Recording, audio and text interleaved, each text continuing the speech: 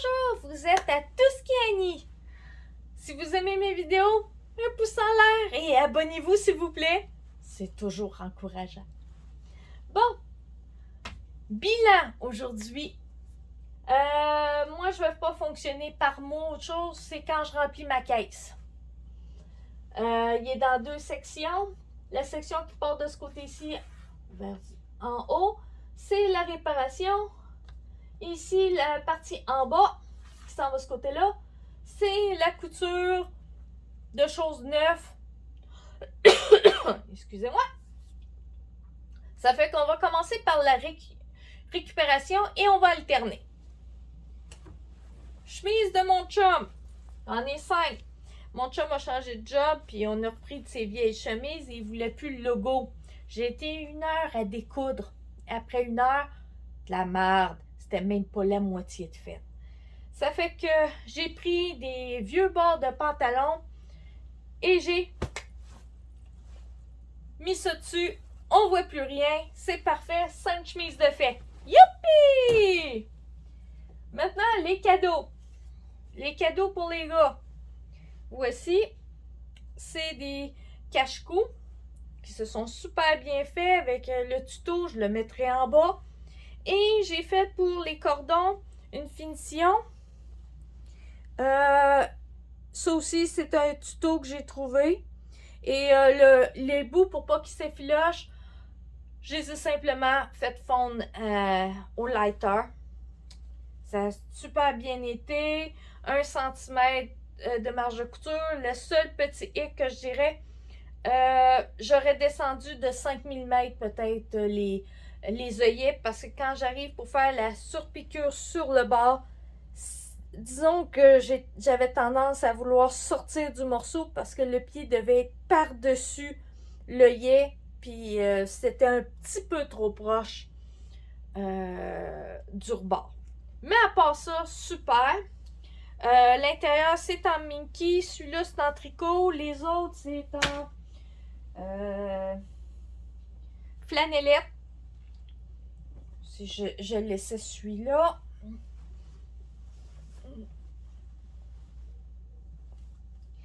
J'en ai fait 4.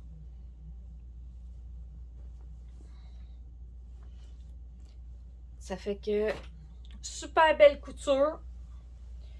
Pas compliqué à faire. Maintenant, réparation. Voici mon manteau en cuir. Le zip est à changer. Disons que dans du cuir, je n'aime pas prendre ma machine à coudre pour une simple raison, même si elle serait capable pour une réparation, c'est que ça ferait des trous supplémentaires et ça donne des chances de plus de déchirer.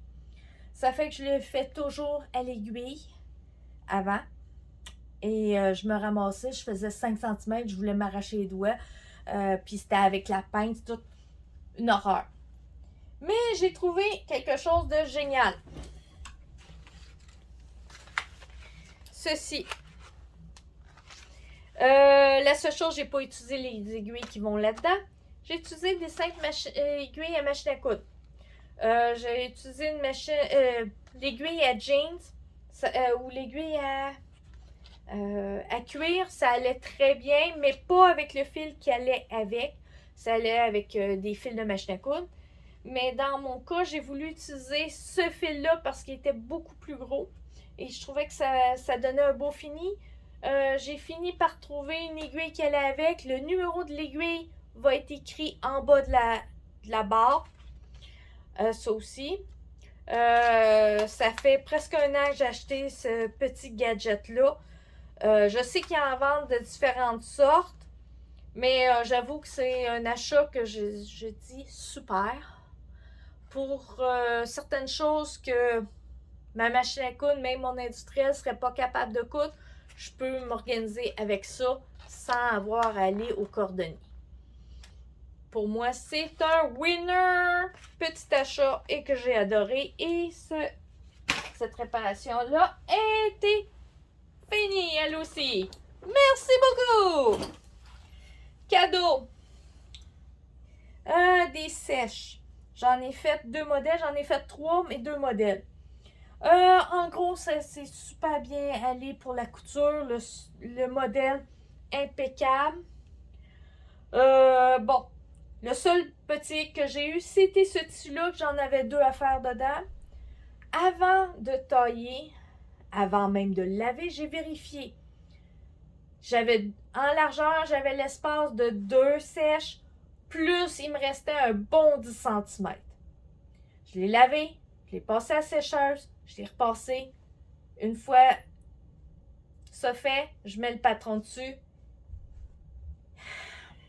Il me manque 1,5 cm pour les deux, chacun. Et en gardant les lisières. C'était le petit hic que j'ai eu. Et bon, ça fait que pour ça n'a pas trop d'importance. J'ai coupé le tissu en 2, that's it.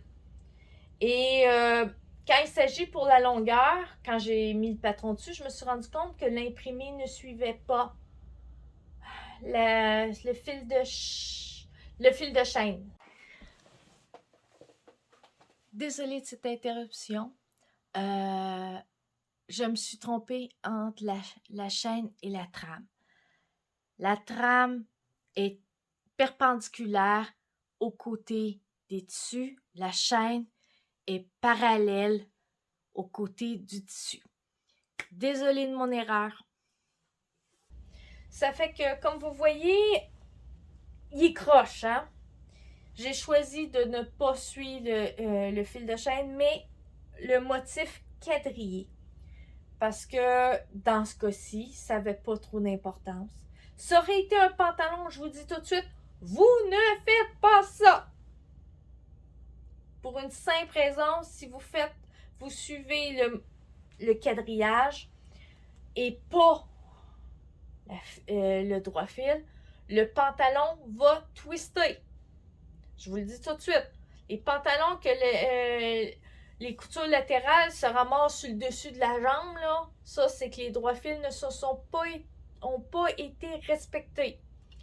Mais dans ce cas-ci, ça n'a aucune importance. C'est un rectangle et ce qui va plus paraître, c'est si je ne respectais pas le carreau.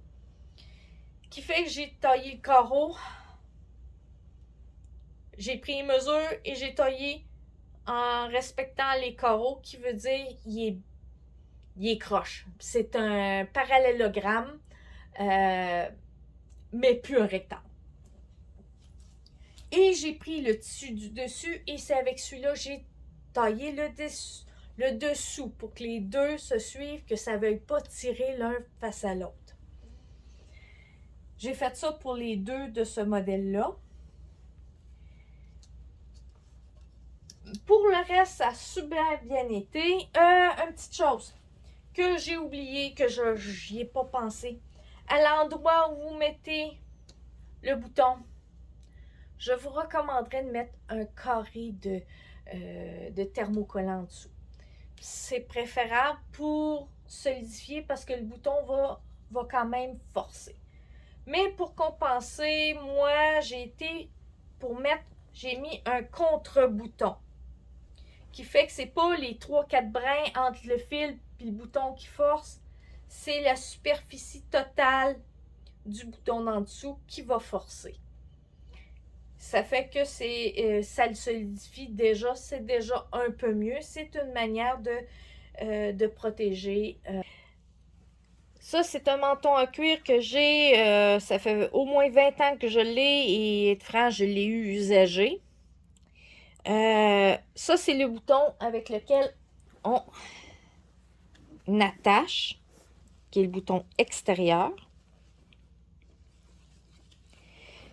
Et à l'intérieur, c'est ça le contre-bouton. Dans ce cas-ci, comme c'est un 4 trous, on met un contre-bouton à 4 trous. Ça, c'est moi qui l'ai mis, puis celui-là aussi. Ça, c'était les boutons d'origine. Des boutons transparents à 4 trous puis carrés. C'est habituellement les contre-boutons. Si vous en voyez, vous saurez à quoi ça servait, ces boutons-là. Pour les boutons à deux trous ou avec une une pin en arrière, comme ça. On prend un bouton à 2 trous. Et quand on les coud, on ne fait aucun nœud sur le tissu. On le fait sur le bouton d'un côté ou de l'autre. Puis après ça, on passe d'un à l'autre et que il ne faut pas qu'il y ait le moins possible de tension sur le matériel. J'ai utilisé ce principe-là sur la sèche parce que le tissu n'était pas nécessairement hyper solide. Bon, comment on met cette sèche-là? On tient l'élastique, le côté élastique, on le tient d'un côté vers le haut. On le passe sur derrière. Il faut que le bouton arrive sur l'épaule. L'autre côté, on vient le rentrer en dessous contre le cou, bien serré. Et après, on vient attacher le bouton. Et après ça, on a juste à le mettre pour que ça soit cute. Et comme vous voyez, une fois placé comme ça ne paraît pas qu'il est pas à 90 degrés le coin. Mais si je l'avais fait droit, on aurait vu tous les carreaux se faire casser et ça aurait paru et ça aurait peut-être un peu choqué l'œil. J'ai fait aussi un autre modèle, celui-là, c'est pour ma soeur, avec des chevaux. Les boutons, c'est des boutons récupérés qui datent de Mathusalem. Je ne peux pas vous dire plus. On m'en a donné tellement. Oups. Que j'ai perdu la nature de leur... ou d'où ils venaient. Et maintenant, le dernier morceau que je vais vous montrer. Vous avez vu des vidéos de mon sac pour ma planche. Et avec la poche pour les équerres. Être franc, je vais y faire une petite modification. Vous allez voir, ça sera la partie 3. Elle devrait être faite au début janvier, là, assez rapidement. Et bon, maintenant, on a passé tout au complet. Et je peux vous dire, très pratique. Et il a fait déjà bien des mouvements. Et bon, j'ai renforcé les rebords parce que je les avais même pas tournés, là. Ça fait que je les ai renforcés. Et je veux vous dire, je l'aime bien gros, très pratique. Et super invisible. Il passe partout, il fit avec tout. Regarde, c'est un vrai génial. Et quand j'avais demandé quoi faire avec le restant de tissu, ben ma soeur a réglé le problème. Elle dit « Je le veux! Je le veux! » Elle m'a dit elle veut faire un déguisement de clown pour son petit cheval. J'ai dit parfait, un morceau de moins dans mes armoires. Génial! Bon. Pour le reste, ceci risque d'être pas mal la dernière vidéo de l'année ou une des premières au mois de janvier qui va sortir. Ça fait que je vous dis bon temps des fêtes. Une nouvelle année, mes vœux, c'est de la santé, de la santé, de la santé. Et si ça, on est là, je pense que on devrait s'en sortir. Que tout le monde se sente bien, autant physique, mental que relations humaines. J'avoue que relations humaines, pour moi, c'est un petit peu bancal présentement. Je m'ennuie! Malgré que je vois un petit peu certaines personnes, mais on va les voir encore moins pour un petit bout encore, avec les dernières annonces. Bonne année. beaucoup de couture pour tout le monde, beaucoup de tricot pour certains. Et en passant, oui, je tricote. Bientôt, vous allez voir certains morceaux que j'ai fini par tricoter. Finir de tricoter. OK. Ça a pris, je pense, 3 ans pour les finir. Je suis à rentrer fil. Bientôt, vous allez le voir. Bientôt. Bon, à la prochaine. Bye bye, j'ai hâte de vous revoir.